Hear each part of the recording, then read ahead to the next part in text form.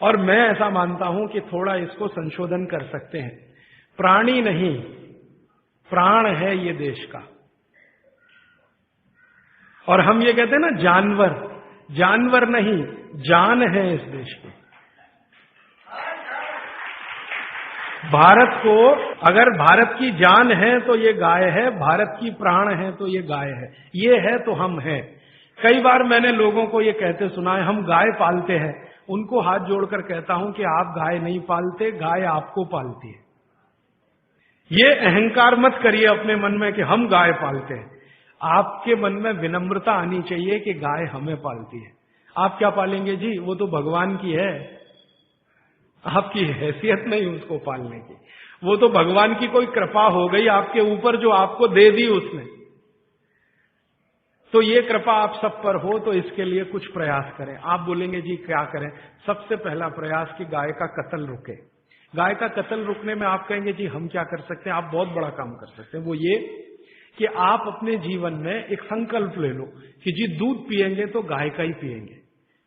मुझे बाबूजी 3-4 दिन से एक जानकारी दे रहे हैं। एक राधा कृष्ण बजाज जी उनके यहां आया करते थे। राधा कृष्ण बजाज का नाम शायद आपने सुना हो, बहुत बड़े गांधीवादी नेता रहे, विनोबा जी के साथ रहे और आजादी के आंदोलन से इस देश को संभालने और संवारने में लगे रहे। उन्होंने संकल्प ले रखा था जी दूध पीऊंगा तो गाय का ही। तो ये बाबूजी बताते हैं कि इनके घर आते थे तो गाय का ही दूध पीते थे। अब मैं सोचता हूं कि राधा कृष्ण बजाज जैसा संकल्प सब ले लें कि जी दूध पिएंगे तो गाय का ही पिएंगे, पिएंगे ही नहीं भैंस का, पिएंगे नहीं डेयरी का, गाय का ही पिएंगे। तो आप जितने लोग यहां बैठे हैं, अगर आपने ये संकल्प ले लिया कि रोज गाय का ही दूध पिएंगे तो इसी चेन्नई में गाय पालने वालों की लाइन लग जाएगी, आप देखना। क्योंकि मैं बार बार कह रहा हूं आज का मार्केट कंज्यूमर मार्केट है, बायर्स मार्केट है। आज की दुनिया में खरीदने वाले का मार्केट है, बेचने वाले का कुछ नहीं है। जो डिमांड खड़ी करे तो सप्लाई आती है। तो आप सोच लो जी गाय का ही दूध पिएंगे तो गाय के दूध की सप्लाई आएगी। कैसे आएगी? कुछ लोग गाय खरीदेंगे, कुछ गाय पालन करेंगे, कुछ गौशालाएं खुलेंगी, कुछ दूध डेयरियां बनेंगी। फिर आप बोलेंगे जी देशी गाय मिलेगी, मिलेगी क्योंकि 17 करोड़ अभी है, पूरी नहीं कट गई है, 17 करोड़ अभी है तो मिल जाएगी। और जितनी अच्छी गाय चाहिए उतनी अच्छी मिल जाएगी। आप कहेंगे जी देशी गाय का दूध कम होता है। ज्यादा दूध की गाय भी है, कम दूध की गाय। भगवान ने इस देश में बड़ा बैलेंस बनाया। ये बहुत दिन में मेरे समझ में आया कि जो गाय दूध कम देती है उसके बछड़े मजबूत बैल होते हैं और जिसका दूध ज्यादा है उसके बछड़े कुछ कमजोर बैल होते हैं। तो कम दूध देने वाली गाय बछड़ों के लिए है, ज्यादा दूध देने वाली गाय आपके लिए है।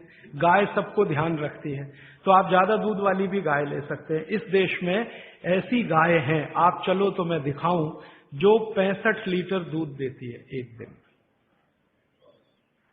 65 लीटर। आपको चाहिए तो 1 लाख रुपए की है, महंगी नहीं है।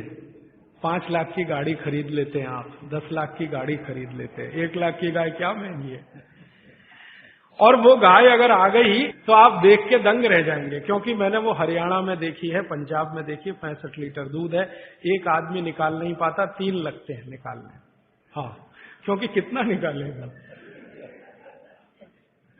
और मैंने देखा हरियाणा में जो लोग रखते हैं ना उनके घर में 3 लोग उसका दूध दुहते हैं। और इतनी सीधी है वो कि बच्चा भी चाहे तो उसका दूध दुहने बैठ जाए। नहीं लात मारती, ना सींग मारती है, दूध बहुत है। खाना भी थोड़ा अच्छा है उसका, क्योंकि दूध इतना अच्छा है तो खाना भी अच्छा होगा। उसको एक चीज बहुत पसंद है जो आप खिलाएं तो, गन्ना होता है ना, गन्ना, उसके ऊपर का हिस्सा ये खिलाते जाओ, दूध उसका बढ़ता ही रहता, कम नहीं होता। पहली बार मां बनेगी, दूसरी बार दूध बढ़ते ही जाता। गन्ना खिलाते रहो बस उसको सबसे ज्यादा। ऐसी भी गाय इस देश में है जो 65 लीटर दूध देती है और ऐसी भी गाय है जो 1 लीटर दूध देती है, वो आपके आसपास है। लेकिन 1 लीटर वाली भी तिरस्कार मत करो, क्योंकि वो बछड़े जो देगी वो बैल बनेंगे अच्छे। तो बैल तो चाहिए हमें, क्योंकि ट्रैक्टर से खेती ज्यादा दिन कर नहीं पाएंगे। जो डीजल 100 रुपए लीटर हुआ तो क्या चलाएगा ट्रैक्टर किसान, तो बैल तो चलाना ही पड़ेगा। इसलिए देशी गाय कम दूध वाली, उसको आप तिरस्कार की दृष्टि से मत देखो, उसके बछड़े मजबूत बैल हैं। जो दूध ज्यादा देती है उसके बछड़े कुछ कमजोर होते हैं। मैंने वो करके देखा, कम दूध वाली गाय का बछड़ा बैल बनता है ना, तो 3 टन माने 3000 किलो माल आराम से 40 किलोमीटर तक बिना रुके लेके जाता है। और जो ज्यादा दूध देने वाली गाय है उसका बछड़ा 3 टन माल लेके जाएगा, लेकिन 3 जगह रुकेगा, रेस्ट लेगा, फिर चलेगा। और जो कम दूध वाली गाय का बछड़ा है वो स्पीड बहुत तेज है उसकी दौड़ने में, आप मुकाबला नहीं कर सकते घोड़े का उसके साथ। और जो ज्यादा दूध वाली गाय है उसका बछड़ा होता है बैल, लेकिन धीरे धीरे चलता है। तो हर एक चीज की अपनी अपनी विशेषता है। इस देश में भगवान ने सब कुछ सोच समझ के बनाया। तो आप दूध पीना शुरू करो गाय का, तो गाय की डिमांड बढ़े, तो फिर यहां गौशाला खुले, या पहले से चल रही गौशाला सुधारो। फिर आप बोलेंगे जी रखेंगे कहां? चेन्नई के आसपास इतनी जमीनें हैं, बहुत सारे गांव हैं, बहुत सारी जमीनें हैं, आप कहीं भी ले सकते हैं। और ये विदेशी कंपनियां आके चेन्नई के आसपास जमीनें खरीद रही हैं, तो आप क्यों नहीं खरीद सकते गाय के लिए? तो आप सब मिलकर, मेरा तो ऐसा भावना है कि एक समिति बना लो या तो एक ट्रस्ट बना लो, 200-400, 500, 1000, 2000 गाय रख लो। संभालना कैसे वो मेरे जैसे लोग आपको बताते रहेंगे। और कोई भी गाय का वारिस हो सकता है, 10-10 हजार रुपए इकट्ठा करो, एक एक गाय आपके नाम से वहां रहे, घास चारा खिलाने वाला और उसकी साज संभाल करने वाले जितने लोग चाहिए कहीं ना कहीं से मिल जाएंगे। क्योंकि गाय पालन करने के लिए मन में जो भक्ति है ना, वो बहुत लोगों में अभी भी बची हुई है। ऐसे बिहार में मैंने हजारों लोग देखे हैं जो गाय पालन के लिए कहीं भी जाने को तैयार है। उत्तर प्रदेश में है, तो वो आ जाएंगे, आपकी गायों को संभालेंगे। उनको पुण्य चाहिए, मोक्ष चाहिए, आपको दूध चाहिए, दोनों का मेल हो जाएगा। तो पालने वाले भी मिल जाएंगे, गाय भी मिल जाएगी। बस आप तो संकल्प कर लो जी कि हम तो करेंगे। अब आप में से जो भी लोग दानवीर हैं, जो दान देते हैं, मैं कहता हूं गाय के लिए निकालो थोड़ा थोड़ा। और गाय के लिए थोड़ा थोड़ा निकाला तो पूरी व्यवस्था बन जाएगी। मैं तो आपको मेरे छोटे से गांव की जानकारी दे रहा हूं। मैं बहुत छोटे गांव में रहता हूं, सेवाग्राम उसका नाम है, गांधी जी का बसाया हूं। तो गांधी जी का असर अभी तक उस गांव पर है। गांधी जी गाय को बहुत प्रेम करते थे, तो उस गांव के जितने भी किसान हैं वो गाय ही पालते हैं। मैं जिस छोटे से गांव में रहता हूं, उस गांव के आसपास के 40 गांव में 56,000 गाय है।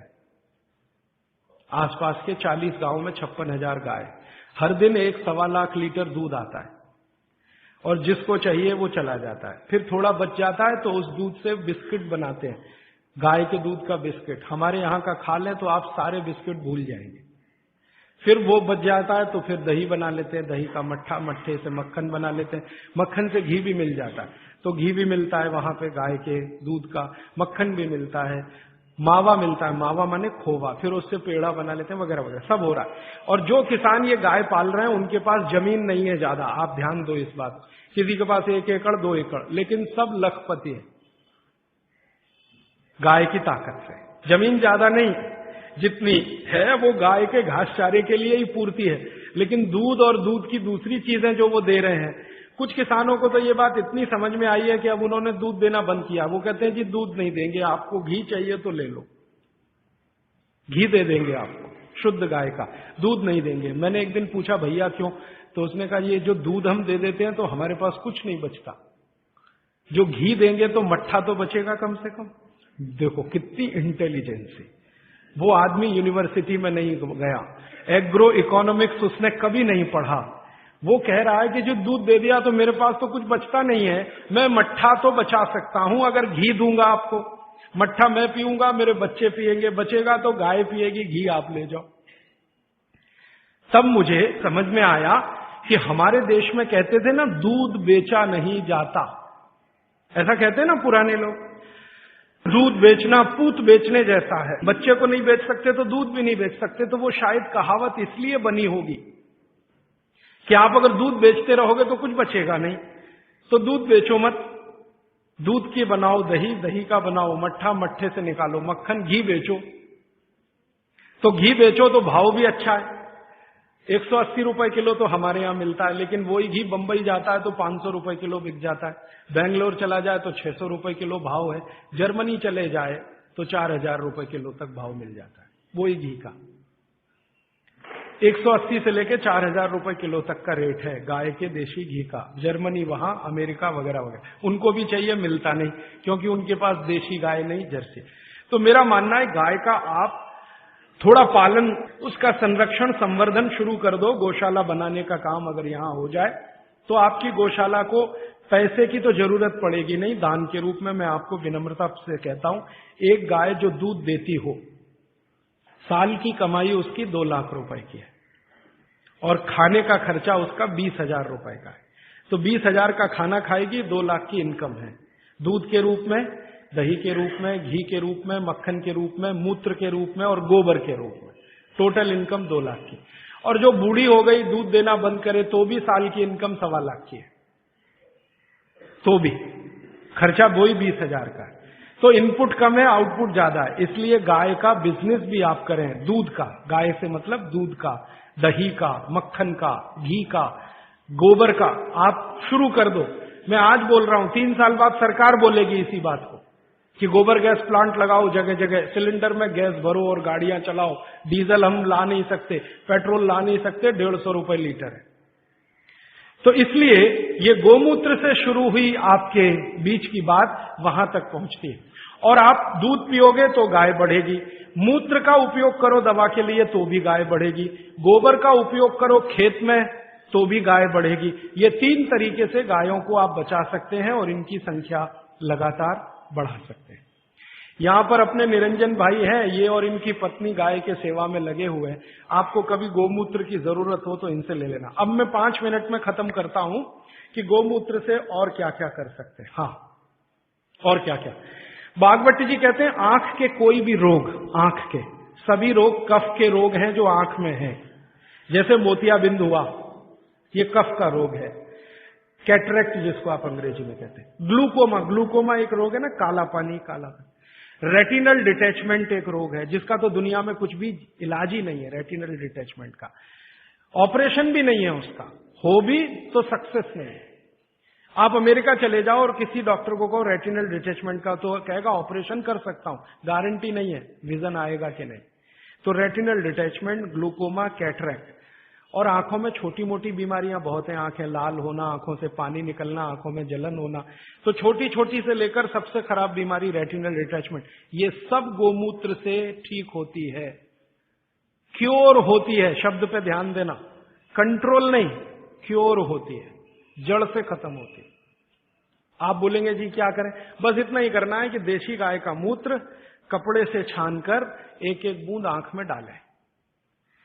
आप में से किसी को चश्मा उतारना है अगर अपना, तो जरूर डालें। 3 महीने में आप लगातार डाल के देख लीजिए, नंबर बदल जाएगा और 1.25 महीने में चश्मा उतर जाएगा। ग्लूकोमा बिना ऑपरेशन ठीक होता है 4-4.25 महीने में। कैटरेक्ट अगर आपको डिसॉल्व करना है 6-6.25 महीने में ठीक हो जाता है। रेटिनल डिटैचमेंट को 1 साल लगता है, लेकिन लगातार गोमूत्र डालते रहिए, एक एक बूंद, बस इतना पर्याप्त है। आंखों में, बच्चों के कान बह रहे हैं, कान, आप जानते हैं छोटे छोटे बच्चों के कान में मवाद निकलता है, बस 2 या 3 दिन एक एक बूंद कान में गोमूत्र की डाल दीजिए, पूरा कान साफ हो जाएगा, मवाद निकलना बंद।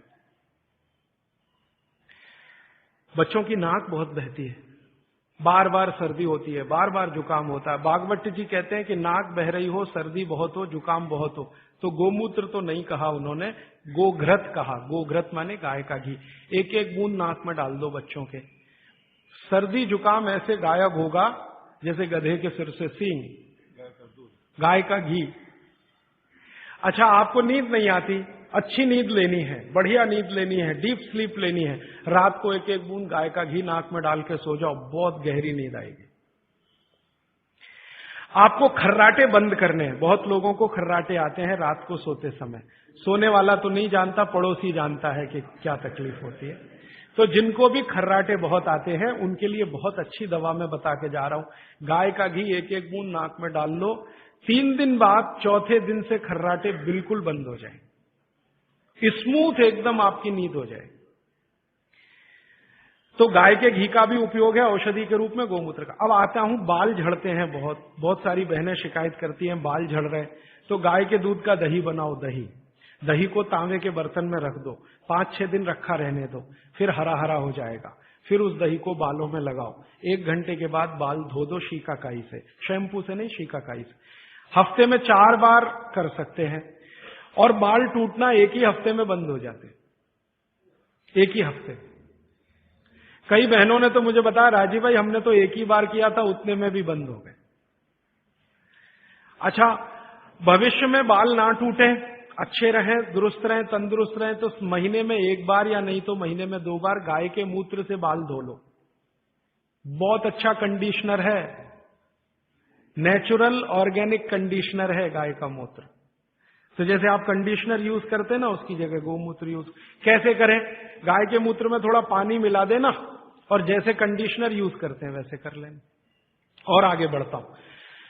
बच्चों की पसलियां बहुत तकलीफ की स्थिति में हो, बच्चों की आप कई बार महसूस करते हैं ना, उनको बलगम जमा हो गया, कफ जमा हो गया, तो ऐसे बच्चों को 1 चम्मच गोमूत्र पिला दो, एक ही दिन के बाद वो सारा कफ उतर जाएगा। आपको पीना है तो आप भी पी लो, आधा कप तक पी सकते हैं। फिर उसके बाद मूत्रपिंड के जितने भी रोग हैं, मूत्रपिंड के रोग आप सब समझते हैं, किडनी के फेलियर के और किडनी के तकलीफ के, ये सब में बहुत अच्छी दवा है गोमूत्र, उपयोग करो। गाय का मूत्र आधा कप, किडनी फेलियर के सब केसेस में आप उपयोग कर सकते हैं। मूत्र के कोई भी रोग में उपयोग कर सकते हैं। जैसे पेशाब थोड़ा थोड़ा आता है, गोमूत्र पीना शुरू करो, खुल के आएगा। पेशाब में जलन होती है, गोमूत्र पीना शुरू करो, जलन बंद। पेशाब कई बार लाल रंग का आता है, गोमूत्र पीना शुरू करो, नॉर्मल कलर होगा। मूत्र के लगभग 22-23 रोग इस अकेले गोमूत्र से ठीक होते हैं। फिर आपको कब्जियत बहुत है, कब्जियत, पेट साफ नहीं हो रहा है, 3 दिन गोमूत्र पी लो, आधा आधा कप, चौथे दिन से एकदम पेट साफ होगा, एकदम पेट साफ। फिर आपके शरीर में बीसियों रोग हैं, वात के, कफ के, पित्त के, आप उसमें उपयोग कर सकते हैं। पित्त के रोगों के बारे में भागवत जी की एक बात याद रखना कि गोमूत्र पित्त के रोगी जब भी लें तो वो घी का उपयोग ज्यादा करें। पित्त के रोगी आप समझते हैं गैस बन रही है, एसिडिटी, ये लोग अगर गोमूत्र पिए पित्त ठीक करने के लिए तो घी ज्यादा खाएं, बस इतना ही निवेदन है उनका। बाकी वात और कफ वाले तो कुछ भी करें। तो बाल में उपयोगी, शरीर में गोमूत्र की मालिश करो आप, तो आपकी त्वचा पर जितने भी सफेद सफेद धब्बे हैं ना, सब चले जाएं। आंखों के नीचे डार्क सर्किल है, रोज सुबह ऐसे ऐसे गोमूत्र लगा लिया करो, डार्क सर्किल चले जाएंगे आप। खाज हो गई, खुजली हो गई, एक्जिमा हो गया, थोड़ा मालिश कर लो, सब खत्म हो जाए। तो ये गाय का मूत्र अद्भुत है। अब इस गोमूत्र को ज्यादा आज के समय में लोगों ने उपयोग करने के लिए एक टेक्निक डेवलप की है कि प्योर गोमूत्र मिले तो वैसे सबसे अच्छा होता है, लेकिन क्या करते हैं आजकल के गोमूत्र को उबालते हैं तो उसकी वाष्प बनती है, वाष्प को ठंडा करके अर्क बनता है। अर्क तो आप समझते हैं।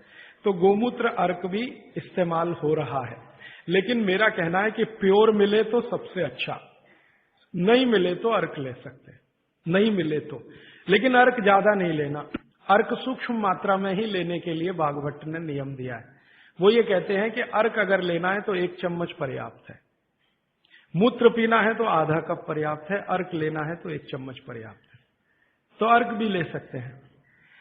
अब बहुत लोग अर्क बना रहे हैं गोमूत्र का, आपको जो अच्छा लगे ले सकते हैं। ये निरंजन भाई भी बना रहे हैं, इनसे भी ले सकते हैं, ये यहीं पर इनकी गौशाला चलाते। आप भी गौशाला बनाएं तो उसमें भी अर्क बन सकता है। और अर्क बाजार में 500 रुपए लीटर बिकता है, बड़े बड़े वैद्य खरीदने को तैयार हैं।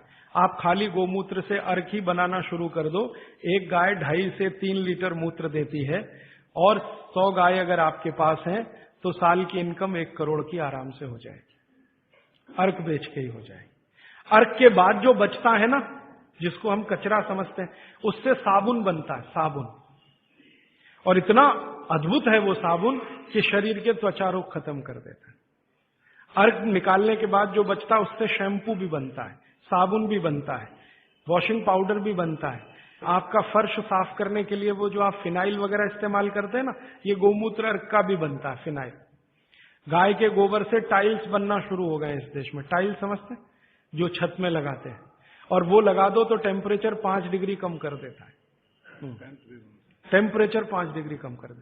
तो ऐसी अद्भुत गाय भगवान ने हमको दी, प्रकृति ने दी, इसका संरक्षण संवर्धन हम करें, मूत्र का उपयोग करें, गोबर का उपयोग करें, घी का उपयोग करें, दूध का उपयोग करें, और हर चीज उपयोग करेगी तो मांग बढ़ेगी, मांग बढ़ेगी तो गाय आएगी। आप भी गाय रख सकते हैं, भारत में बहुत लोगों ने गाय रखी है, और कई लोग तो ये सुन सुनकर कार बेच के गाय ले आए, स्कूटर बेच के गाय ले आए, मोटरसाइकिल बेच के।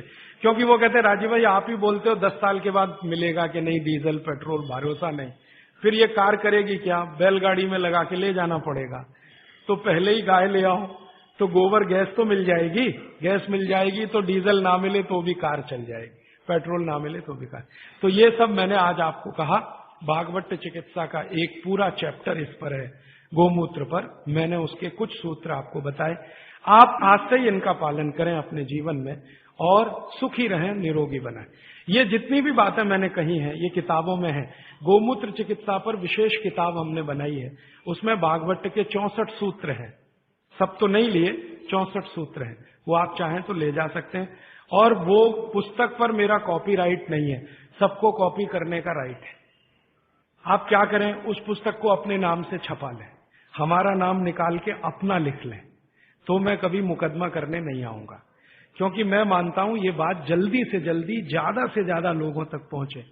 तो हमारा लक्ष्य है गाय बचे और भागवत चिकित्सा में गोमूत्र का उपयोग होने लगे। मेरा लक्ष्य तो वो है। पुस्तक ज्यादा लोगों तक जाएगी तो तभी ये हो पाएगा। और मैं अकेला कितनी छाप छाप के बांटूंगा, मेरी एक लिमिट है। लेकिन सब अगर यही करने लग जाएं तो लिमिट टूटेगी, ज्यादा लोगों तक पहुंचेगा। इस पे सीडी भी बनाई है, पुस्तक भी है, आप चाहें तो ले लें। अभी प्रश्न आपके, आज समय थोड़ा ज्यादा ले लिया मैंने, माफ करिएगा जी। प्रश्न, एक सवाल यह है कि आपने कहा कि गोमूत्र में सबसे ज्यादा कर्क्यूमिन है, लेकिन हल्दी में भी कर्क्यूमिन है। हाँ, वो कल बात करने वाला हूं। हल्दी की बात कल आएगी। हल्दी में भी बहुत कर्क्यूमिन है और एंटी कैंसरस सारी प्रॉपर्टी हल्दी में है। और दूसरी बात यह है जी कि जैसे त्रिफला चूर्ण है, मेथी है, गोमूत्र है, तो ये क्या क्या चीज सुबह में लोग लें, क्या क्या पिए? हाँ, क्या क्या लें? अच्छा देखिए, ये सवाल बहुत अच्छा है। ये सवाल प्रदीप भाई का बहुत अच्छा है कि इतनी सारी चीजें अब आपके सामने हैं, सवेरे क्या क्या लें। तो मैं आपको एक छोटी निवेदन, ये विनती के रूप में करना चाहता हूं कि 30 तारीख को सुबह मैं एक सेशन करना चाहता हूं आपके साथ इसी भवन में, वो यही प्रश्न का उत्तर देने के लिए। क्योंकि ज्ञान जब बहुत ज्यादा हो जाता है ना, तब हमारे सामने सिलेक्शन की समस्या आती है कि हम क्या क्या करें। अब सवेरे लेने के लिए इतनी चीज हो गई है, तो आप 2 दिन इंतजार कर लें। 30 तारीख का सेशन में इसी के लिए करने वाला हूं कि जितना आपके पास ज्ञान आ गया, अब इसमें से सेलेक्टिव कैसे हो, कौन कौन सी 1, 2, 3 चीजें करें जो आपके लिए पर्याप्त हो। वो मैं आपकी प्रकृति, स्वभाव और चिकित्सा रोग के हिसाब से बताऊंगा। जैसे वात वाले हैं वो क्या क्या कर लें, पित्त वाले हैं वो क्या क्या कर लें, कफ वाले हैं वो क्या क्या कर लें। और ये जो सारा बोला है इसका समअप भी 30 तारीख को सुबह 7 बजे से 9 बजे के इसी सेशन में मैं करूंगा। गाय के बारे में आपने बहुत कुछ बताया, अच्छा है। गाय का पंचामृत जो होता है वो इतना शुद्ध होता है जिसकी कोई हद नहीं। सही बात। मैंने इसका सदुपयोग किया है 5 चीजों को, जिसको मिलाकर के आप ले तो जिंदगी भर की जैसी जैसी बीमारी हो वो आपकी दूर हो जाती है। उसके बारे में आप बताते हैं। गाय का दूध, गाय का घी, गाय का मूत्र, थोड़ा गाय के गोबर का रस और ये सब मिलाकर थोड़ा गुड़, ये है पंचामृत। इसमें गुड़ की जगह शहद भी मिला सकते हैं, क्योंकि दूध में वैसे शहद नहीं मिलाते, लेकिन गाय के मूत्र के साथ चलता है। घी में शहद नहीं मिलाते, लेकिन गाय के मूत्र के साथ चलता। तो पंचामृत बनाने की विधि पुस्तक में है, आप ले लो। ये पंचामृत का इनका जो रिजल्ट है वो पूरे देश में वैसा ही रिजल्ट है। वात, पित्त, कफ तीनों पर एक साथ काम करता है, बहुत गहराई से असर करता है। अबनॉर्मलिटी इन हार्मोन्स, उसका कोई क्योर है? हाँ बिल्कुल है। आप इसके लिए मुझे व्यक्तिगत रूप से मिलेंगे? जरूर, मैं आपको लिख के देता हूँ। जरूर जरूर। देखिए, मेरे पास एक लिखित चिट्ठी आई है, बहुत खुशी की बात है। चेन्नई में गौशाला है तो बहुत अच्छी बात है, बस दुख की बात है कि उसका मैनेजमेंट सही नहीं है, ये दुख की बात है। तो आप गौशाला वालों से मिलके उसका कुछ मैनेजमेंट सुधार लो और मेरी तरफ से गारंटी दो कि एक भी गाय घाटे का सौदा नहीं है, दूध दे या ना दे। सेक्रेटरी है, बहुत अच्छा है जी, आप बोलेंगे। इनको माइक दे दीजिए जरा। चेन्नई में पिंजरापोल है जहाँ करीब 2700 गाय है। ये सब बुढ़ी गाय है जो दूध नहीं दे रही है, ठीक है, और हम इनका पालन कर रहे हैं। ठीक है। आप जैसे लोग बोलते हैं कि मैनेजमेंट बराबर नहीं है, ये बात नहीं है। वही लोग बोलेंगे या तो उनको दूध नहीं मिल रहा है। अगर वहां आके आप पर्सनली आके देखें तो आपको मालूम पड़ेगा कि मैनेज कैसे किया जाता है। कहना बहुत इजी है लेकिन करना बहुत मुश्किल है। इसलिए आपसे विनती है कि आप सब लोग वहां आइए, देखिए और हमें किस तरह का सहयोग दे सके आप सहयोग दीजिए। धन्यवाद। बटाटा नहीं खाना, नहीं सुबह सुबह खाना तो वेट नहीं बढ़ेगा, रात को खाओ तो वेट बढ़े। पराठा रात को नहीं खाना, सुबह खाना। आप थोड़ा या तो चूना खा लो, और आज जो बोला है थोड़े दिन या तो गोमूत्र पी लो, एलर्जी सब तरह की ठीक हो। चूना खाने के लिए 1 ग्राम चूना दही में मिला के या मट्ठे में मिला के, छाछ में, नहीं तो पानी में मिला, नहीं दिन में सुबह। गुस्सा नहीं आए, गाय का घी नाक में डालो, गुस्सा नहीं आएगा। गाय का घी नाक में डाल के सोना। एक दिन में अगर आप मेहनत का काम करते हैं, रात को मैं बोल रहा हूं, मेहनत का काम करते हैं, मजदूरी करते हैं, तो 8 घंटे नींद चाहिए।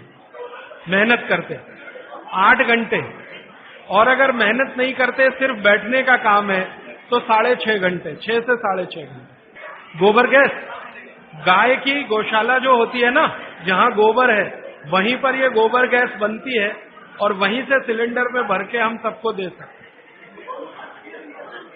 गोमूत्र वैसे ताजा हो 48 मिनट में पी लेना चाहिए। बोतल में भर के 4-5 दिन तक रखें, कांच की बोतल। बीपी के लिए सबसे अच्छा मेथी दाना, रात को पानी में डाल के, हाँ